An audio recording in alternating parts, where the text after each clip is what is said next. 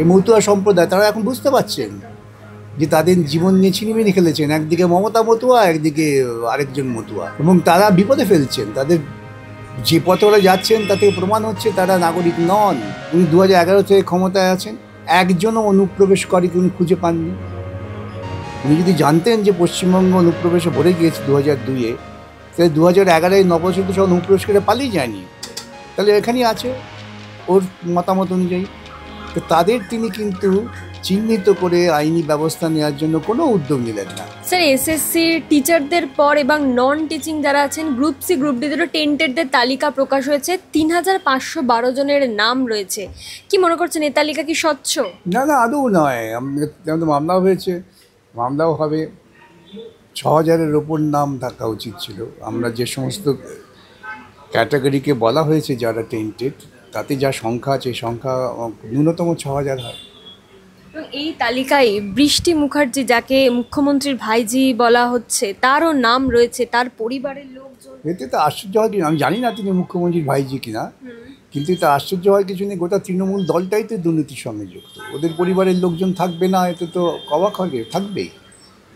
যত ভেতরে যাবেন, যত তথ্য প্রকাশিত হবে, তত দেখা যাবে যে এই সমস্ত নিয়োগ প্রক্রিয়াটাই শুধুমাত্র তৃণমূলের লোকজনকে চাকরি দেওয়ার জন্য এই দুর্নীতিমূলক প্রক্রিয়ায় চালু করা হয়েছে। তার পরিবারের একজন, যেটা বলা হচ্ছে যে তার পরিবারেরই তিনি, তো সেক্ষেত্রে দাঁড়িয়ে টাকা দিয়ে গ্রুপ সির চাকরি, বিষয়টা কিভাবে দেখছেন? অন্যরা টাকা দিয়ে চাকরি পেয়েছে, উনি হয়তো টাকা দিতে হয়নি। পিসি ভাইপো যদি হয়ে থাকে সম্পর্ক, আমি জানি না কি পিসি বঞ্জি না কি বলে, তার নামটা ঢুকে গেছে।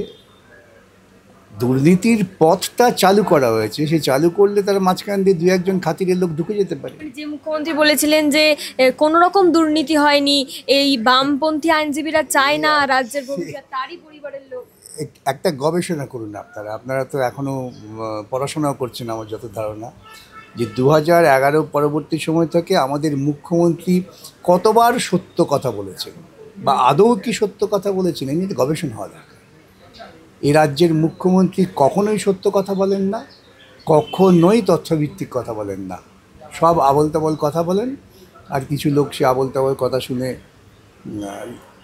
নাচানাচি করতে ভালো।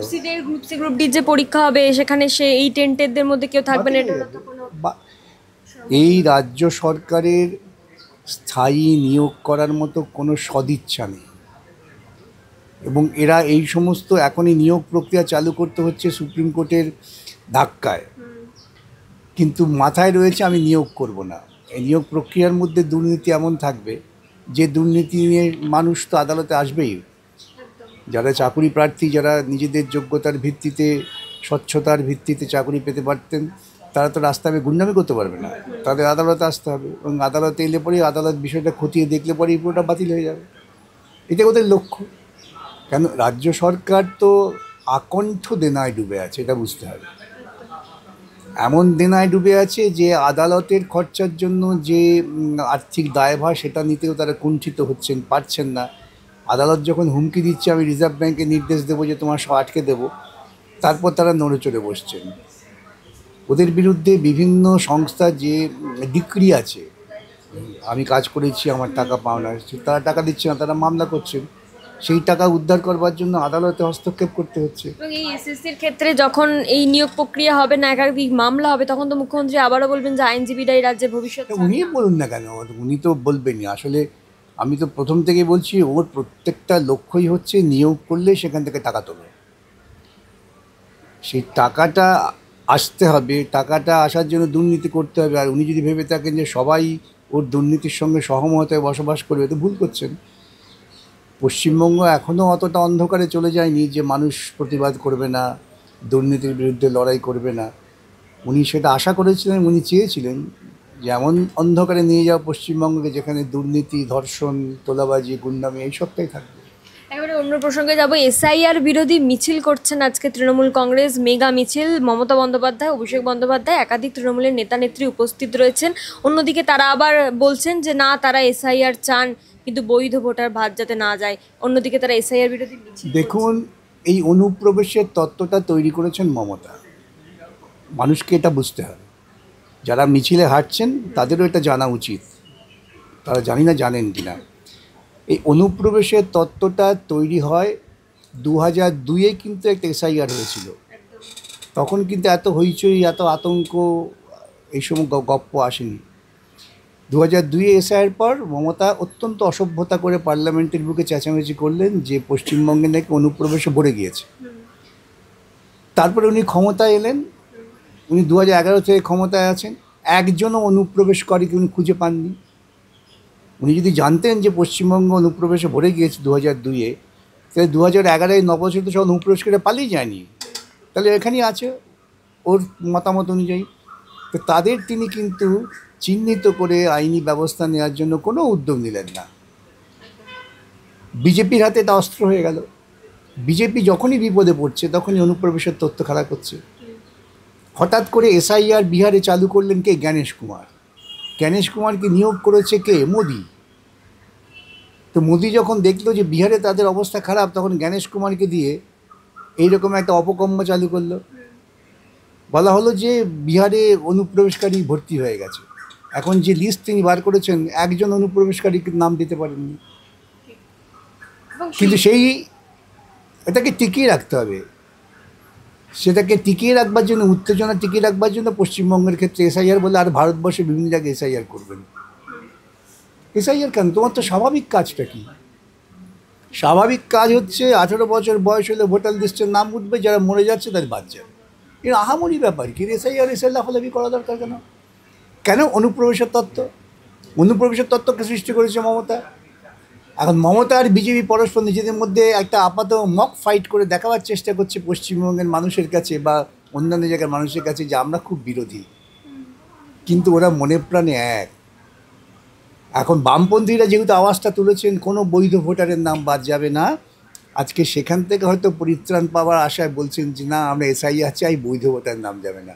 অথচ মুখ্যমন্ত্রী চিৎকার চেঁচামেচি করে বলেছিলেন যে আমি বেঁচে থাকতে এসআইআর হবে না, তাই না? এরকম আবল তাবল কথা বলেন। এসআইআর হলে অভিষেক ব্যানার্জি বলেছিলেন 1 লক্ষ মানুষ নিয়ে। তবে আজকে তো আমি কতজন মানুষ, 10,000 মানুষ এসছে কিনা আমি দেখতে পেলাম না। 1 লক্ষ কোথায় পাবে ওরা?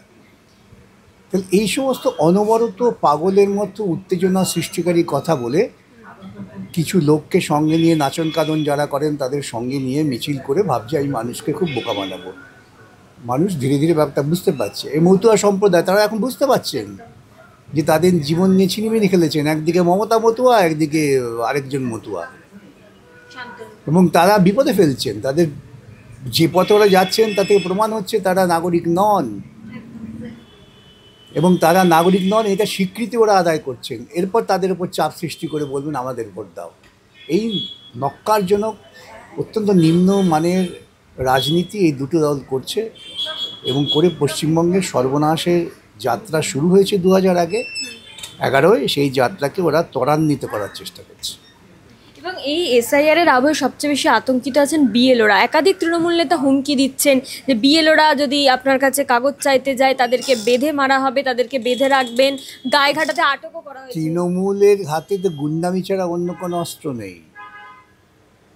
আমি যে কথাটা বলি ধারাবাহিকভাবে বলে আসছি যে তৃণমূল হচ্ছে গুন্ডা, বাটপার, তোলাবাজ, ধর্ষকদের একটি সম্মিলিত গোষ্ঠী।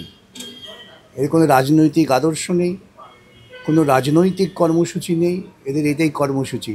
প্রশাসনিক ক্ষমতায় গেছেন মানুষকে বোকা বানিয়ে, এখন মানুষ ভুগছেন। আপনি দেখুন তো তৃণমূল আর বিজেপি উভয় দলের মধ্যে মৌলিক বিষয় নিয়ে কারা কথা বলছেন? কোনো মৌলিক বিষয় নিয়ে কথা হচ্ছে না। কিন্তু দুজনে একই সুরে কথা বলছেন, দুজনে বলছে একই দিনে মিছিল করবো। হ্যাঁ, তার মানেটা কি?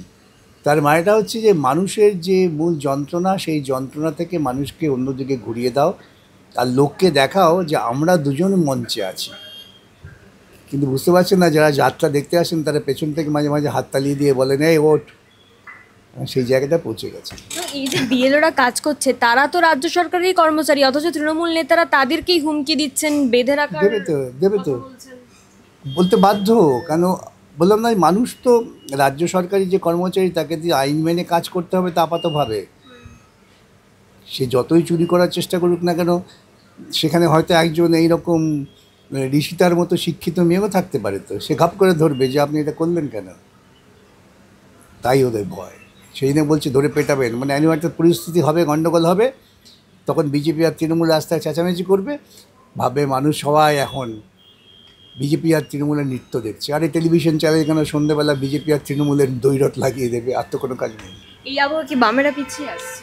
বামেরা সবচেয়ে বেশি এগিয়ে আছে বলে ওদের মধ্যে ভয়।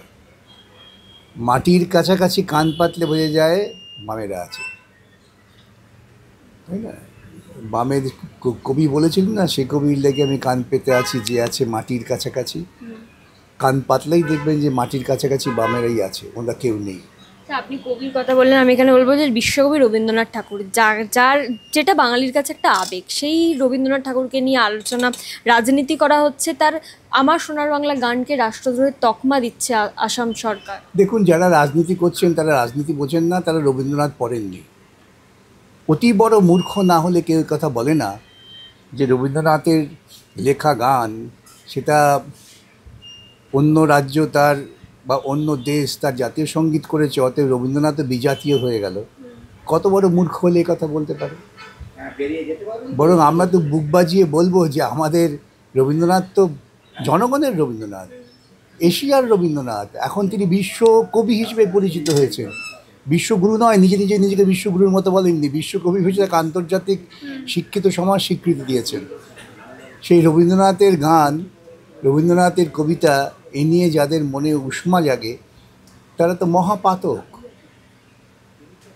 তাদের রাজনীতি মৌলবাদী ইসলামিক রাজনীতির সমান। পাকিস্তানের ইসলামিক সেনারা বাংলাদেশের স্বাধীনতা পাওয়ার আগে রবীন্দ্রনাথকে বেশি আক্রমণ করেছিলেন। রবীন্দ্রনাথের কথা বলা যাবে না, বাংলা ভাষা ব্যবহার করা যাবে না। বাংলাদেশের মানুষ লড়াই করেছিলেন রবীন্দ্রনাথ নজরুলকে ভিত্তি করে।